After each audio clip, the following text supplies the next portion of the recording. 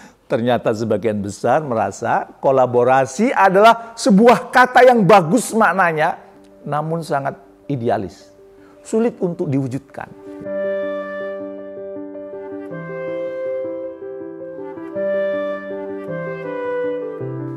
Assalamualaikum warahmatullahi wabarakatuh. Bertemu kembali dengan saya di acara Leadership Inspiration. Semoga Anda semakin sukses, makin mulia. Bapak dan Ibu, banyak perusahaan menghabiskan ribuan dolar ya, dan menghabiskan banyak waktu untuk membangun team building. Hal ini disampaikan oleh pemilik Mars Incorporation, sebuah perusahaan keluarga yang telah berdiri lebih dari 25 tahun dan memiliki kekayaan dari berbagai bisnisnya di sejumlah dunia senilai 35 juta US dollar. Ya. Kegiatan team building yang dilakukan beraneka ragam. Ada yang mengajak seluruh karyawan berlibur ke sebuah tempat, ya, yang tempat itu cukup mewah gitu. Di sana mereka dimanjakan dengan berbagai hiburan mahal dan kekinian. Ya. Ada juga yang mengundang orkestra ternama ya di hotel mewah dan bergengsi. Setelah itu pimpinan akan mengajak karyawan mengambil insight bahwa harmoni nada yang dikeluarkan adalah hasil dari kolaborasi yang indah antar berbagai alat musik. Di akhir penutup, pemimpin Mars Incorporation mengharapkan karyawannya bisa melakukan kolaborasi sebagaimana orkestra tadi yang menghasilkan musik yang indah. Perusahaan lain memiliki cara berbeda untuk menumbuhkan kolaborasi. Tidak harus seperti Mars Incorporation. Ya, mereka mengundang seluruh karyawan dalam sebuah kesempatan untuk saling bersama-sama melakukan kegiatan ya, yang dikemas sangat menarik. Ya.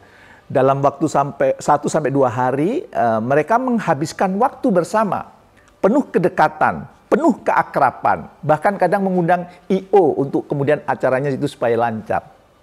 Melalui kegiatan yang telah direncanakan tim dengan divisi berbeda diminta menyelesaikan tugas-tugas yang memang sudah dirancang. Ya.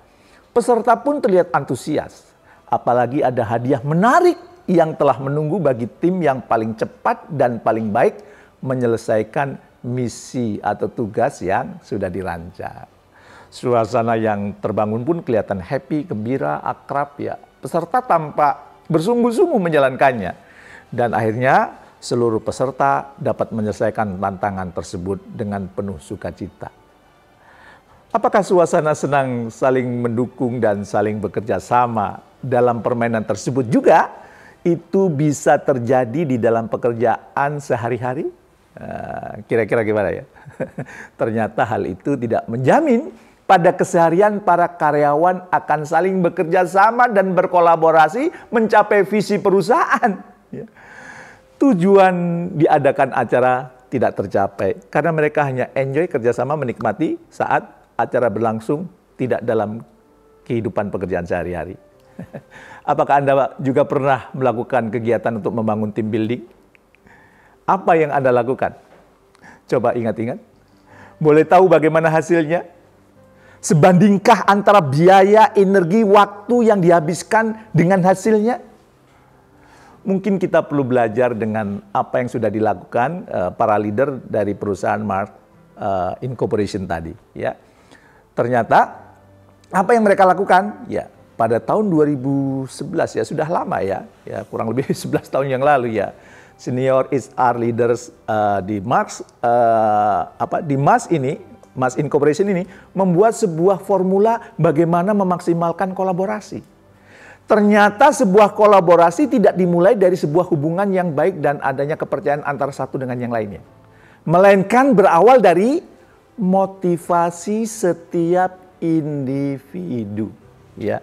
Senior HR leader ya, kemudian mengajukan kuesioner kepada 125 karyawan yang berisi sejauh mana mereka menetapkan prioritas, apa objektif dari masing-masing tim, dan seberapa yakin mereka terhadap objektif tersebut, dan apakah mereka mengetahui value dari masing-masing individu dalam tim. Nah, setelah dikasih pertanyaan gitu, kira-kira gimana jawabannya?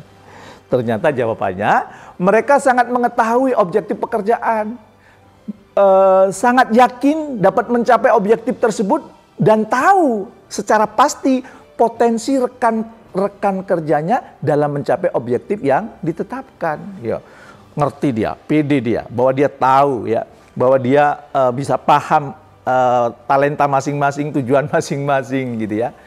Namun saat ditanya dua level di atas mereka jabatannya ya, ternyata para pemimpin menyampaikan bahwa sebenarnya tim mereka tidak benar-benar melakukan kolaborasi, melainkan hanya berorientasi pada aksi dan fokus pada hasil.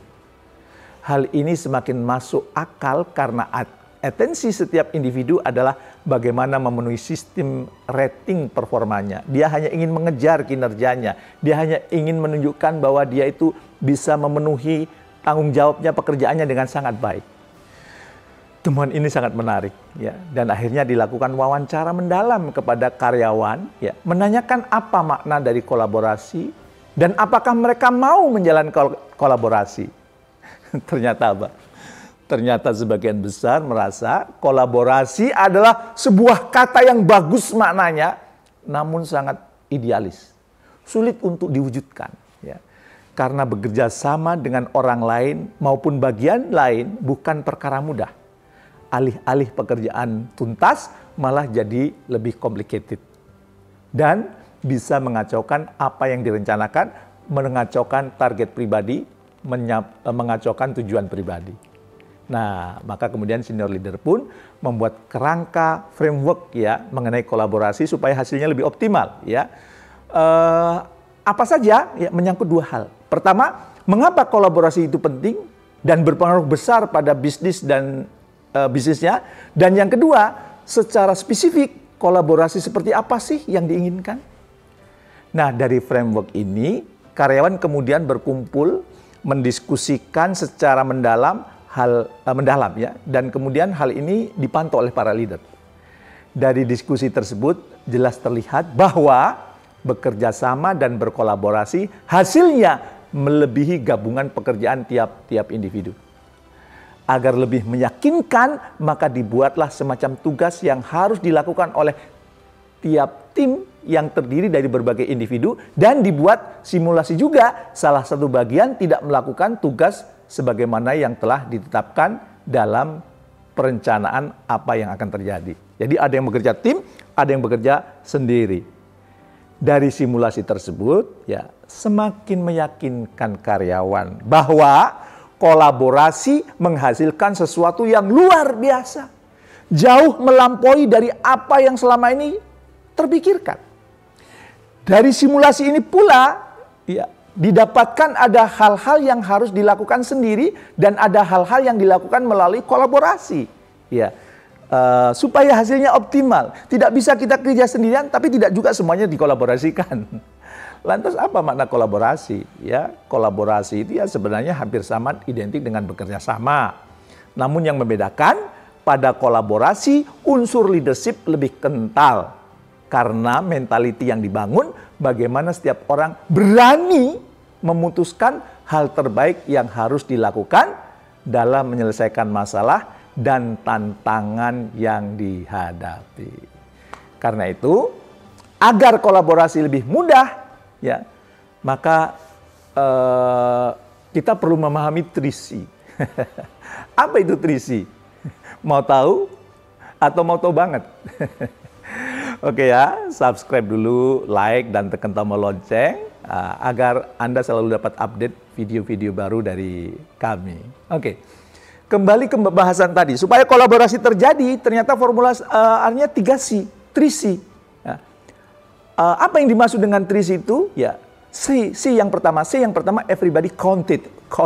Setiap orang memiliki peran dan kontribusi dalam mengerjakan misi yang telah ditetapkan. Untuk itu satu sama lain sebaiknya memahami karakter masing-masing dan saling menghargai. Ya, karakter bisa berdasarkan generasi. Ya, ada baby boomer, ada Gen X, Gen Y, ya, ada milenial, memiliki sifat dan ciri khas ya, sendiri-sendiri. Perlu dipahami ciri khas tersebut secara baik ya, sehingga tidak menimbulkan permasalahan dalam berinteraksi. Karena counted, semua orang itu penting, semua orang itu berkontribusi, semua orang itu perlu diapresiasi. Tidak ada generasi terbaik, setiap masa selalu memiliki hal positif dan memiliki peluang berkolaborasi. Hindari istilahnya Pak, generation tension, kurangnya respect satu generasi dengan generasi lainnya. Harus terfokus pada perbedaan dan menganggap generasi lain tidak sebaik generasi. Itu namanya generation tension.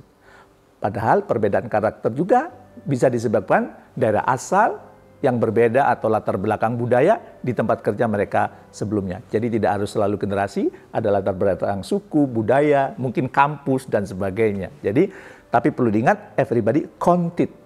Penting, semua perlu diapresiasi, semua itu berjasa. Yang kedua adalah build health communication. Ya, setelah memahami poin pertama, setiap orang diperhitungkan, maka komunikasi yang dibangun pun diupayakan haruslah komunikasi yang mendukung terjadinya kolaborasi.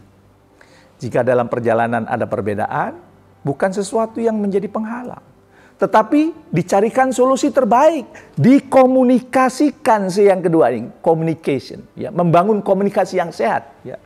Selalu berpikir positif, mendengar secara aktif, dan berempati terhadap apapun yang terjadi. Posisikan diri Anda pada diri orang lain, dan apa yang Anda harapkan dilakukan oleh orang lain, maka itulah yang kemudian perlu Anda lakukan pada rekan kerja Anda. Ya. Dan komunikasinya dibangun yang saling menguntungkan satu dengan yang lain, yang saling mensupport satu dengan yang lain, tidak mau menang sendiri. Ya. Dan yang ketiga adalah care more. Berangkat dari sebuah pertanyaan sederhana. Apa yang bisa dilakukan untuk tim dan perusahaan memunculkan mindset care more? Ya. Memberi lebih dari apa yang seharusnya. Melakukan sesuatu tanpa diminta dan berperan aktif mewujudkan kolaborasi adalah ciri mereka yang care more. Ya. Jadi kita perlu memberikan, ya, membantu orang tanpa diminta. Ya. Menolong orang tanpa kemudian harus menunggu orang memohon-mohon kepada Anda. Nah, silahkan lakukan 3C dan buktikan dengan kolaborasi pekerjaan lebih mudah, hasil yang dicapai mengagumkan, dan hati pun happy.